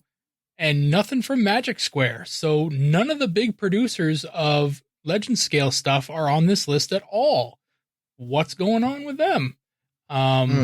So that's a big omission. I mean, we've seen stuff from Iron Factory, and we've seen stuff from New Age getting put out recently. We've talked about Magic Square recently, so we know they're all still kicking. But maybe there's it's pandemic, so we've got communications hard, right? So yeah. So I'm not entirely worried about any of these companies, but I just wanted people to not forget them. I'm obviously Iron Factory, New Age, and Magic Square are so new that they're probably not easy to forget. But yeah, they're all still out there. I'm fairly certain that they're all still putting out stuff. Yeah, I'm excited to see what all three of those do next. Mm-hmm. The other one, though, this last one that I'm sure everyone kind of noticed they're missing from this list was Fans Toys. And Fans Toys is a big miss from this list. They have been a part of this forever. And usually even the mention of the name during the presentation draws a reaction from the crowd. So when they are not on this list, this is a big deal. And they were part of a kind of a, I don't know if it was a sting or something like that, but when Wei Zhang went down, they were mentioned in part of that kind of conversation when the person in charge of Wei Zhang was kind of, being grilled by the police, I think was the story. So Fans Toys, I think, is getting a little bit of heat put on it right now. And do I think Fans Toys is, dead? No, I don't think Fans Toys is dead. I think they're alive and well. They have too strong of a fandom to die. But their omission is definitely noticed from this. I don't know if anyone else has any kind of opinions on this, but when Fans Toys didn't show up on this list, it got me thinking immediately about hearing about them mentioned in that deposition from that arrest. I don't know. Probably best to stay on the DL for a little while. Yeah. Mike, did you have anything? I was going to say it's possible that they're just kind of trying to keep a low profile, but let me propose an alternate theory. Is it possible that Fans Toys has so much notoriety and is so big in the fandom that, putting aside the controversy, do they think they even need to participate in these things anymore? To where, look at it this way, we're still talking about them, and they, unlike the other companies, didn't even bother to put any product up, and we're still talking about Fans Toys. The shadow looms large, and I wonder if maybe that's part of their strategy as well. Kind of like Nintendo and E3 doing their own yes, thing and stuff. Or Marvel not going to San Diego Comic-Con, back when that was a thing. One of those things when like a company becomes so large, do we Fans Toys, do we even need TFcon? I don't know. I think it gets to a point where, if Fans Toys weren't advertising and weren't talking to the fans, then they would just cease to exist. Because yes, their fandom is large, but it won't stay large, right? You need to continually bring in new fans, because your current fans will either age out or they will just die off, right? Nobody lives forever, so you can't just keep producing stuff for the same number of people and expect them to buy it, because it changes. People, their interests change and wane, so you have to keep bringing in new blood.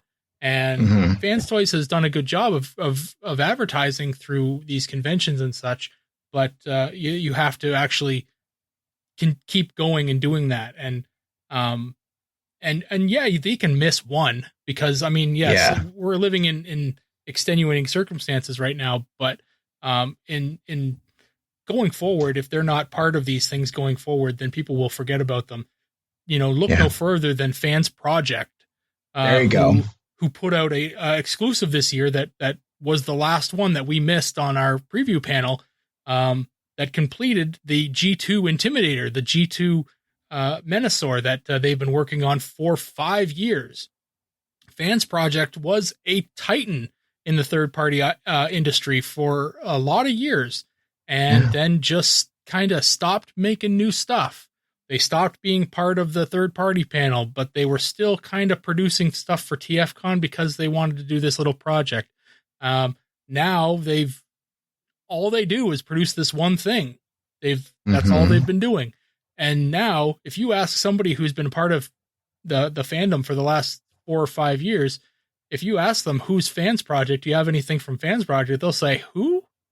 Right? I've never heard of that company. Which is insane, because when I first got into this, they were one of the biggest names there were out there. And I have a lot of Fans Project stuff.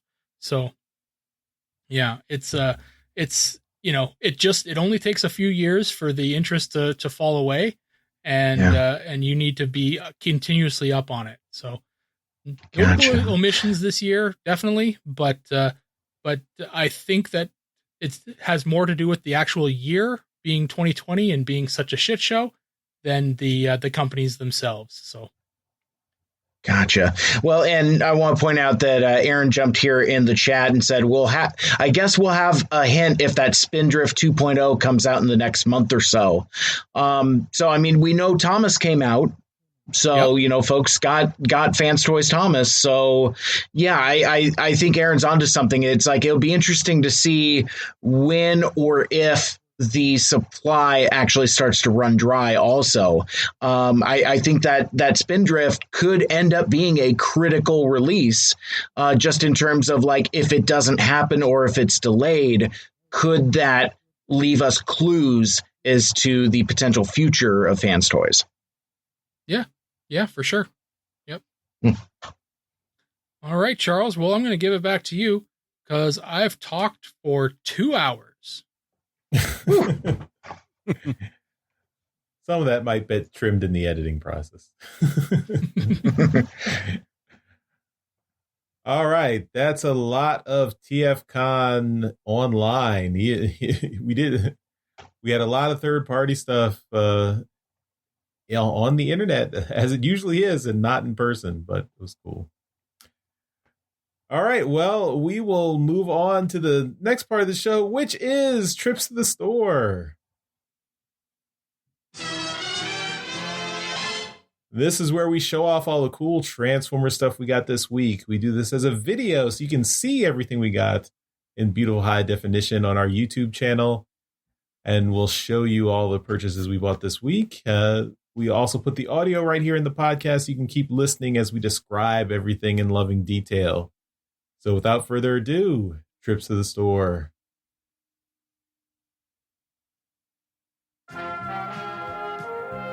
The Transmissions Podcast will return after these messages. All right, let's get into the stuff we got. So we're going to skip Jeremy. Jeremy has gone without this week, unfortunately, but it's okay. Yeah. We'll get him next week. So I will go first. I picked up something that you guys all already have. I don't know if, Mike, you have this one, but I know Jeremy and Daryl have this. Jeremy has a bunch of these. It's Earthrise Optimus Prime. I finally got him. There he is. And I already had the Centurion accessory pack. So you see I've got the Energon Axe and the big honkin' Ion Blaster. Oh, man. And Optimus is also sporting Sideswipe's Rocket Pack. So he is sweet. G1'd up, ready for action. I love it. Promises to give it back. I've also got the trailer with Roller. Roller is using the tiny gun that Optimus Prime comes with, Earthrise Prime comes with. But yeah, as Daryl said earlier, the trailer really is kind of sucky. I mean, the trailer it's so small, it doesn't even you can't even put Roller in with the gun. Like, it's too high. The gun doesn't clear the top of the trailer because the trailer's so small. So it's really kind of disappointing. And the little repair bay thing in the back of the box of the Earthrise box, it shows this as colored blue, and it's not colored blue here, as you can see. So yeah, trailer is kind of a big disappointment, but the Prime figure does, I think, make up for it. This is a really great Prime. You see, I even took him out of the box and transformed. I did transform him back and forth a couple of times, and it's a really cool, good transformation. It's such a nice it's really fun. And he's got a Matrix too. The Matrix is in there in the chest. And the accessories, the Centurion drone accessories, really make this figure. So I'm glad I picked that up too. So yeah, Earthrise, Optimus Prime, yay! Nice. That gun is so big. Yeah, I mean, there's really no comparison here. Look, Yeah. It's really. All right, Daryl, moving on to you. All right. Well, I only have one thing as well this week, and I was in a Walmart and I found a little rocket ship. Oh. It's the first MicroMasters I've bought for this line because whatever. I know that they're combining ones, so was it Fusor and Blastmaster, and I'm not going to transform them because it's just they're just little guys, but yeah, they're little combining ones, and it does have the NASA logo on the side there. Super cool. The worm logo. Yep. So, yeah, it's pretty cool. I was looking to see. I don't actually have the original version of this, so now I'm going to try and find that. But I gotta say, holding these guys when I do have like the original combining MicroMasters, there's such a big weight difference. The original ones weigh so much more. So yeah, it's these are really thin and flimsy. So but yeah. Looks like it holds together better though, because it does. I remember the MicroMaster commanders just did not hold together well. Well, okay. I got some bad ones then. Yeah.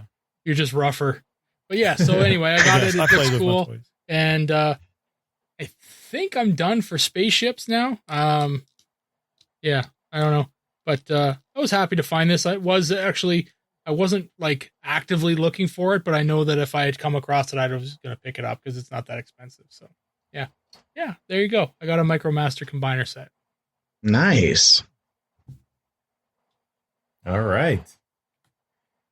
Okay, Mike, we're gonna wrap it up with you. Show us what you got. Oh man, well I guess I feel bad because when I did show and tell at school, this is the same thing. It's like all like the timid kids would kind of and I would just come out very boisterously and have way too much stuff to share. And I'm glad that now that I'm adult that tradition continues. I do have a handful of things I would like to share. Starting with a little bit of a grail item for me, which sounds kind of odd, but I had mentioned in the podcast that I've been collecting the alternators line, going back and getting all of those. And there was one figure that was on the spendier side, a little more exclusive, that has eluded me because I've been having a hard time finding him not mint in box and paying that price. But I recently got myself Alternator's Nemesis Prime. Ooh. I got him from a guy on Facebook, just found him on Facebook, and he was basically has a extensive Optimus Prime collection, and he was just liquidating everything. I got this guy for a song, and again, it was very well packaged when he shipped it. The price was right, the figure was right, so this is kind of like the new centerpiece of my alternators collection. I'm down to 2. I just need camshaft and roll bar, and I just haven't looked for him aggressively yet. But yeah, I was really excited when I picked these. Got him last week, and I was really excited that the box came in time for the show, because it's like, oh, it's a trips to the store item. So he's super cool, and he's just as chunky as you would imagine. I mean he's an alternators, but yeah, no, I was really stoked to get that guy. That was a New York Comic-Con exclusive, I think, wasn't it? Yeah, that was a San Diego Comic-Con exclusive. San Diego Comic-Con, yeah. Yeah, and the ones that I found have been going for $100 mint in box. And that's a little out of my price range. And all of my other alternators are loose complete. So I'd actually prefer it not be mint in box. Plus I can fiddle with it more freely. I did make my way to my local comic stop, Fantasium Comics and Games in Federal Way. I hadn't been in for several months. I think I had been in one time since like the lockdowns lifted a little bit, but I went recently and bought a bunch of comics, but I found this guy just in the back issue bin. This is the retailer exclusive cover, the Andrew Griffith cover for issue 2 of Transformers Galaxies Constructicons Rising. They sold it to me for half off cover price. So I was really pleased to get this guy. And it's a great cover. I just reread this series very recently, and I loves me some Constructicons. Probably the Decepticons that I like just as much as Soundwave. I like my grumpy purple guys. This last comic item I've got is kind of like a weird, special, unique item. So it's going to take me a half second to kind of unpack it and explain. But I got this cardboard mailer in my mailbox day before yesterday. Shipping confirmation said I wasn't going to get it until Monday. So it was a surprise. I had no intention of being able to share it for the show. I was going to share it on my live stream instead, but then it showed up on Thursday. I was like, oh, so exciting. But I discovered an artist out on Twitter named Kickley. And he does a lot of like, in fact, I found his work doing like G.I. Joe portraits. And he does fully painted art. He's an independent artist, but he recently did a new project where he's doing Transformers artwork. So he recently put out this third in a series of his bootleg books, and it's all painted renditions of Transformers, specifically like the 84, 85, 86 lines. So it's kind of it's in a style that it's kind of difficult for me to describe. It's all hand painted, but it has kind of like that old timey painting look to it, which doesn't sound very descriptive now that I'm saying that out loud. It's a painting that looks like a painting. It's reminiscent a little bit of the box art. A little bit, but yes. And so it does kind of have that box art vibe to it. There's one particular piece I wanted to show off because, like, you know, I had been, sharing this guy's stuff on Twitter and getting really into it. But he once he put up this. Oh. It's the Cassette Man and all of his friends. Once he put that up, I had to have it. So I got this on a pre-order. Again, it's thick cardstock. The paper has really good weight to it. But since I pre-ordered the book from him, he also shipped some additional bonus postcards. So you have Coronation Starscream. You have the Decepticons leaving the undersea base. What else do we got? Oh, and it might be a little tough to see, but you got Skywarp and the Baroness with Megatron and gun mode. Nice. I don't know why, but it's cool. And then this kind of goes with the Decepticons, but you have the 84 Autobots leaving the Arc Canyon. But appropriately, they're flying, so it's in the first 3 episodes. Exactly. But then also for folks that got in on the pre-order, he was doing personalized sketch painting art pieces, and I have a ton of Soundwave commissions. I'm working on getting them framed and put up in my new house now, but I thought for this, because I love this dude's use of vivid color. Let me see if I can find his Devastator in there. And it's a little dull here, but that green really pops. It's his colors are so incredibly vivid. And I was like, you know what? Instead of having him do a Soundwave, had him do Sound Blaster instead. Cool. And kind of post War for Cybertron Siege, I've kind of found myself on a little bit of a Sound Blaster kick. That's like, if I've extracted anything good from that show, it's that. In that you get a really cool Sound Blaster. So, but anyway, yeah. So that his name is Kickley Comics, Kickliy. I'll throw in a link in my show notes as well.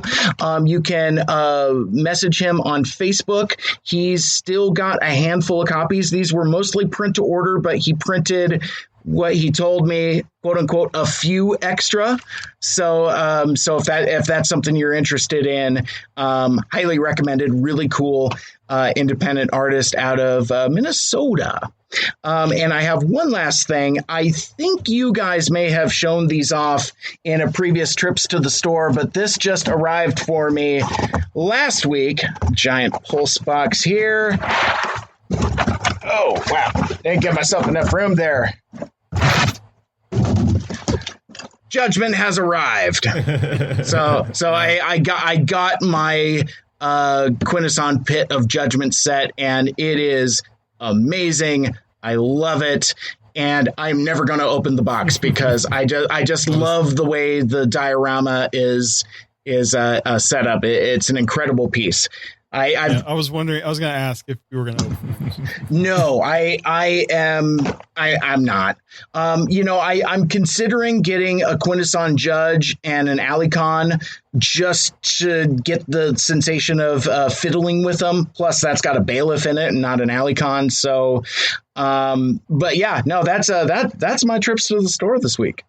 Very nice. Very Well cool. Yep.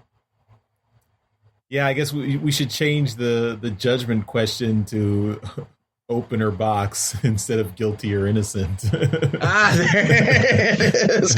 Feed him to the Sharkticons. Because there's no right answer. All right. Well, that's all the trips to the store for this week. We now return to the Transmissions Podcast.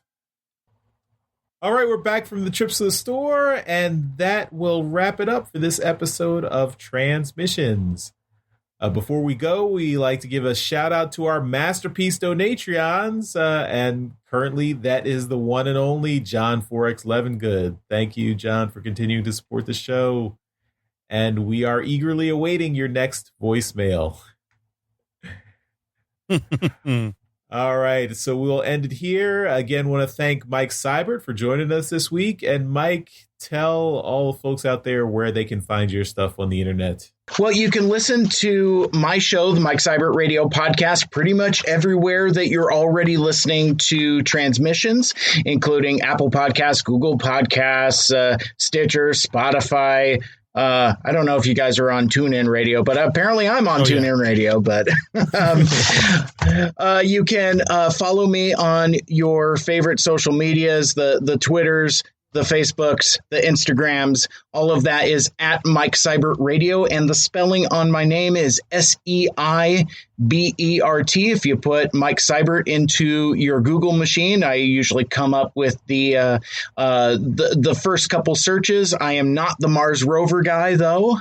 The more notorious Mike Seibert was one of the designers on the Mars rover. That is not me. So, but yeah, anyway, check out my show and check out my after hours live stream every Monday night starting at 8 p.m. Pacific time. I'm in Seattle. And you can watch that on Twitter, Facebook, and YouTube. That's all streaming live for you. Again, guys, this was an absolute pleasure. Thank you so much for having me. This is so much fun. Well, thanks for joining us. And of course, we will have you back for alt mode later this week. So check out on Friday when we review our comic Transformers 84 issue 4. So, yeah. All right. That'll do it for this episode of Transmissions. Thanks, everyone, for listening. We will see you next time. Bye-bye. Bye. Later. And until next time, make good choices. Hey everyone, thanks for listening to this episode of Transmissions. But just because this episode is over doesn't mean the Transformers fun has to stop. Join us and other Transformers fans on our Discord chat server by visiting transmissionspodcast.com/discord. If you would like to learn more about how you could support the Transmissions podcast, just visit transmissionspodcast.com/support. Thank you all for listening, and we'll see you again next week.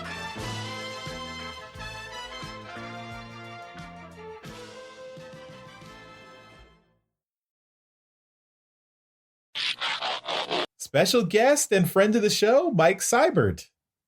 Hello. Say hi. I did. We have lost Mike. Can you not hear me? Oh no. There you go. It was going green. We So lost you for can't a hear second. me now? We can hear you now. We can but now. We couldn't hear you for the last 5 seconds or That's so. that's weird. That was just an outtake waiting to be. I guess, you would think with all this pre-show grab ass that we would have it all set up already. I've had that happen so many times where it's like good to go, and as soon as the show starts, something goes wrong. But it sounds like I have returned from the ether. Yes. Yeah. So Oh, good. Hello. This is Rewind and Chrome Dome. Chrome Dome. Yes. My goodness, my mind. What is happening to my head here? All these names.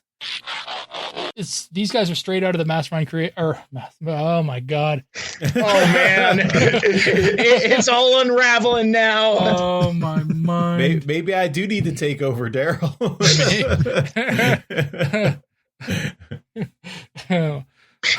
He's getting rummy with this Mike Seibert onslaught. He's like, I can't handle the constant interrupting. It's too much.